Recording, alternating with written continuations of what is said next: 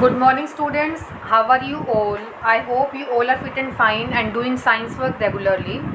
Yesterday we discussed about friction and causes of friction, why friction occurs in nature.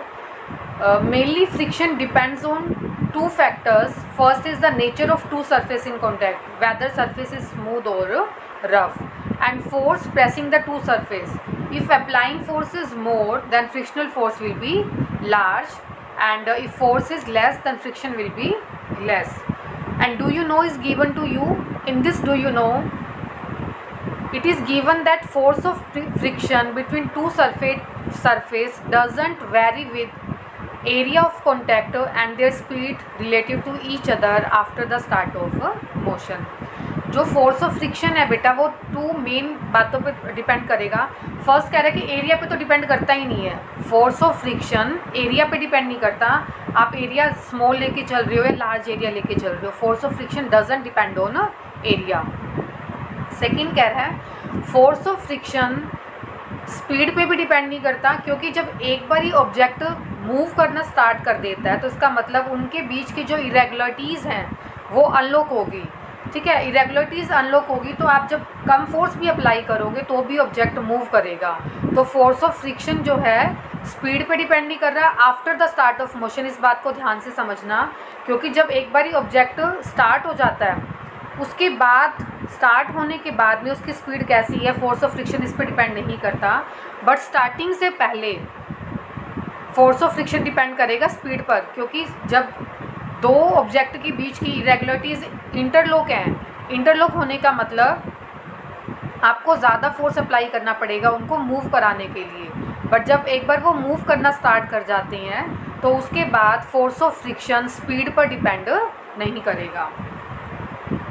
तो हमने क्या बताया, force of friction doesn't depend on area as well as speed relative to each other after the start of motion.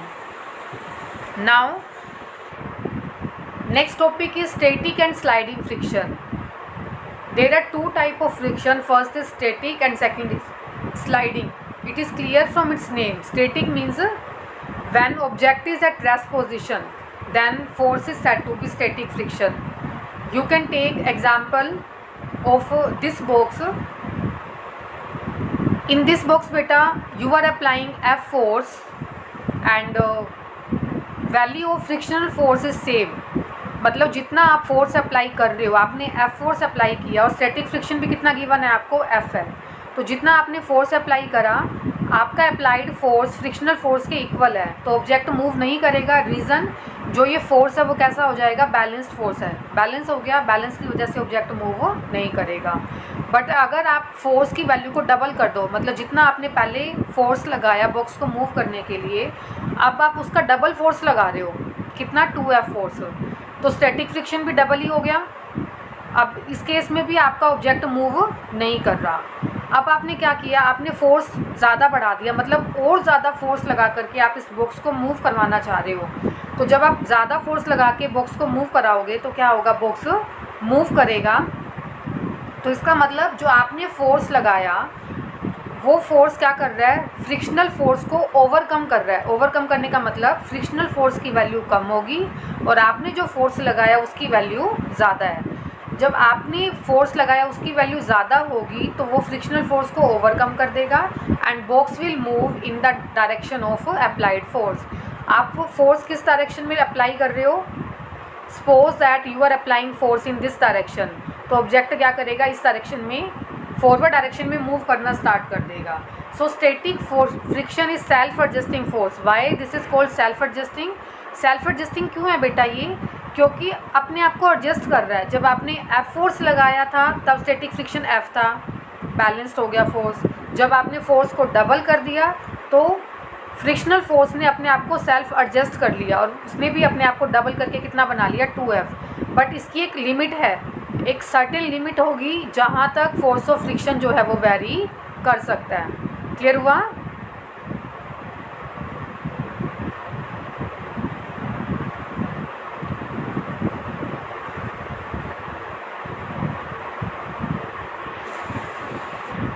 और जिस certain limit तक force of friction very करेगा उसको हम बोलेंगे limiting force of friction. What is definition of limiting force of friction? Friction comes into play when the body is just sliding over the horizontal surface is called limiting force of friction. देखो last case में हम क्या कर रहे थे बेटा, जब हमने F फोर्स लगाया तो ऑब्जेक्ट मूव नहीं कर रहा, 2F लगाया तब भी मूव नहीं कर रहा. तो जब आपने 2F से थोड़ा सा ज़्यादा फोर्स लगाया तो ऑब्जेक्ट क्या करेगा, ये बॉक्स जो है फ्लोर पर जस्ट बिगिन टू स्लाइड, मतलब थोड़ा सा स्लाइड करेगा. और जब ऑब्जेक्ट स्लाइड करना स्टार्ट करता है सरफेस पर तब क्या बोलते हैं उसको हम limiting force of friction. This is definition of limiting force of friction and you have to learn this definition. What is limiting force of friction? When the body is just slide over the surface of on the horizontal surface, that means on the surface of earth or on other surface of object. जब कोई body, अब यहाँ पे हम body क्या लेके चल रहे हैं, बॉक्स क्या कर रहा है, स्लाइड करना स्टार्ट कर रहा है, मतलब स्लाइड मीन्स थोड़ा सा मूव करेगा, तो इसको हम क्या बोल रहे हैं, limiting force of friction.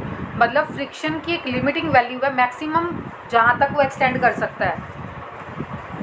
We thus concluded that when a force is applied on a body at rest, a force of friction called static friction. तो जब ऑब्जेक्ट रेस्ट पोजीशन पे था, रेस्ट का मतलब रेस्ट पोजीशन पे कब होगा, जब अप्लाइड फोर्स मतलब आपने फोर्स लगाया और फ्रिक्शनल फोर्स एक अपोजिट फोर्स लगेगा, उन दोनों की वैल्यू सेम रहती है तो ऑब्जेक्ट क्या करेगा, रेस्ट पोजीशन पे रहेगा. और जब ऑब्जेक्ट रेस्ट पोजीशन पे होगा then this type of friction is called static friction. Clear हुआ definition of static friction? Static friction is that friction when a body remains at rest position. This static friction opposes the applied force. On increasing the applied force, static friction also increases. However, it increases only up to a certain maximum value. जैसे हमने last अभी बताया बेटा, जब आपने force को applied force को 2F कर दिया तो स्टैटिक फ्रिक्शन ने भी अपने आप को एडजस्ट करके बढ़ा लिया. स्टैटिक फ्रिक्शन भी कितना हो गया, 2F हो गया. बट इसकी एक सर्टेन लिमिट होगी, मतलब एक लिमिट तक की ये फ्रिक्शनल फोर्स अपने आप को बढ़ा सकता है, इंक्रीज़ कर सकता है. और सर्टेन लिमिट के बाद में उसकी वैल्यू चेंज नहीं होएगी. और आपने जो फोर्स लगाया अप्लाइड फोर्स, उस अप्लाइड फोर्स की वैल्यू ज़्यादा हो जाएगी फ्रिक्शनल फोर्स से and object just begin to slide. Then this type of force is called sliding friction. देखो नेम से क्लियर हो रहा है, स्टैटिक मीन्स एट रेस्ट. जब रेस्ट पे होगा object then this type of friction is called static friction. And object जब move कर रहा है दैट मीन्स स्लाइड कर रहा है, this is sliding friction. Sliding means kinetic. Kinetic means object जो है वो सरफेस पर मूव करेगा. A day-to-day experience tells us that it is easier to keep sliding an object than to make it slide from rest. अब इसमें कह रहे हैं कि ऑब्जेक्ट जब स्लाइड करना स्टार्ट करता है तो उसको मूव कराना इजी है, बट एक बार स्टार्टिंग से रेस्ट पोजीशन से उसको स्लाइड करना मुश्किल है. जैसे मैंने आपको अभी बताया, दिस इज़ बिकॉज क्योंकि जब ऑब्जेक्ट रेस्ट पोजीशन पे होगा then there are a lot of intermolecular forces and to break these intermolecular forces we are applying a lot of force. क्योंकि स्टार्टिंग में क्या हो रहा है, इरेगुलरिटीज़ हैं, इंटरलॉक्ड हैं, और जब आपने इनको इंटरलॉक्ड को अनलॉक कर दिया, इरेगुलरिटीज़ को जो इंटरलॉक थी उनको अनलॉक करने के लिए फोर्स लगाया तो इरेगुलरिटीज़ ब्रेक हो जाएंगी, अनलॉक हो जाएंगी इरेगुलरिटीज़ एंड ऑब्जेक्ट जो है वो क्या करेगा, स्लाइड करेगा. स्लाइड करने के बाद उसको मूव कराना इजी हो जाएगा क्योंकि वापस उनको टाइम नहीं मिल रहा इंटरलॉक होने के लिए. Now look at this activity 4. You have to take a wooden tray.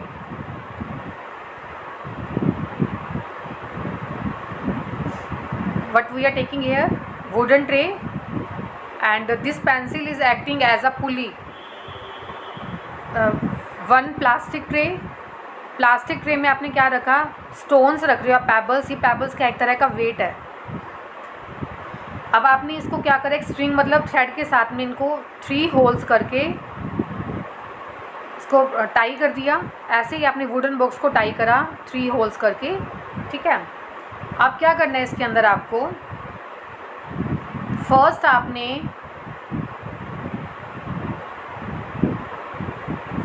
क्या कर रहे हो, सबसे पहले आपने 1 स्टोन रखा.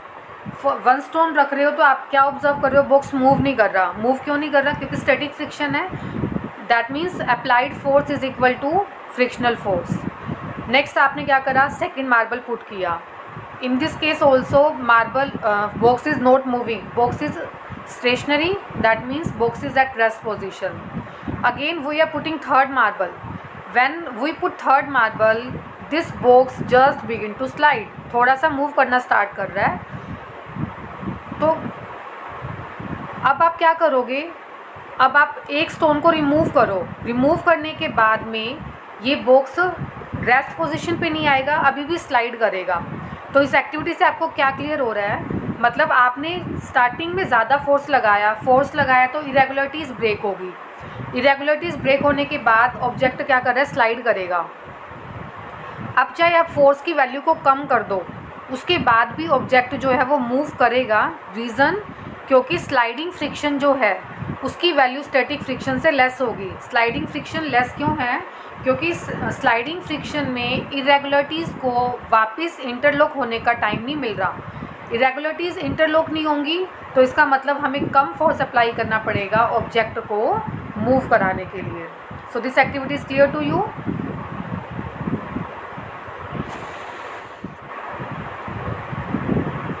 Now two definitions are given to us. First is static friction and second is sliding.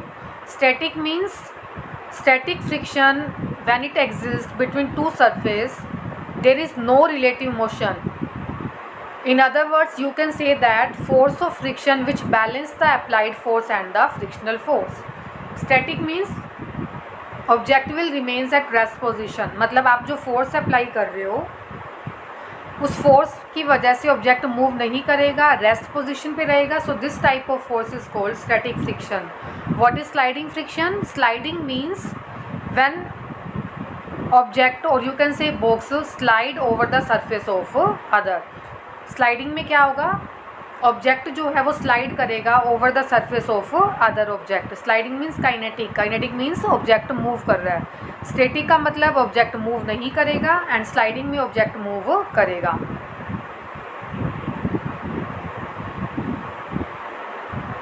A simple explanation, we now observe that for a given pair of surface, static friction more than a sliding friction. तो आपने क्या observe किया, that static friction जो है वो sliding friction से ज़्यादा है। स्टैटिक का मतलब ऑब्जेक्ट रेस्ट पोजीशन पे होगा एंड स्लाइडिंग में ऑब्जेक्ट जस्ट स्लाइड करेगा। तो स्टैटिक में ऑब्जेक्ट रेस्ट पोजीशन पे क्यों है, क्योंकि जितना आपने फोर्स अप्लाई किया फ्रिक्शनल फोर्स ने उसको बैलेंस कर दिया, ऑब्जेक्ट मूव नहीं कर पाएगा। So we can say that motion between two surfaces start only when the interlocking between their irregularities has been unlocked. तो ऑब्जेक्ट मूव कब कर रहा है, जब उनकी इरेगुलरिटीज़ अनलॉक होगी। इरेगुलरिटीज़ अनलॉक होने का मतलब दैट मीन्स ऑब्जेक्ट जो है वो मूव करना स्टार्ट करेगा, ठीक है। उसके बाद they do not get enough time to lock into the contact point. अब जब वो स्लाइड करना स्टार्ट करते हैं, मूव करते हैं, तो इरेगुलरिटीज़ को वापस इंटरलॉक होने के लिए सफिशिएंट टाइम नहीं मिल रहा। सफिशिएंट टाइम नहीं मिलेगा तो object will keep on moving. क्या करेगा, ऑब्जेक्ट मूव करता रहेगा। Then it start it from rest position पे नहीं आएगा। रेस्ट पोजीशन पे आने की बजाय ऑब्जेक्ट जो है वो मूव करता रहेगा, जैसे अभी मैंने आपको लास्ट एक्टिविटी में समझाया। क्लियर है? Next topic is rolling friction. First हमने डिस्कस किया स्टैटिक फ्रिक्शन, फिर हमने किया sliding. Now come to next topic that is rolling.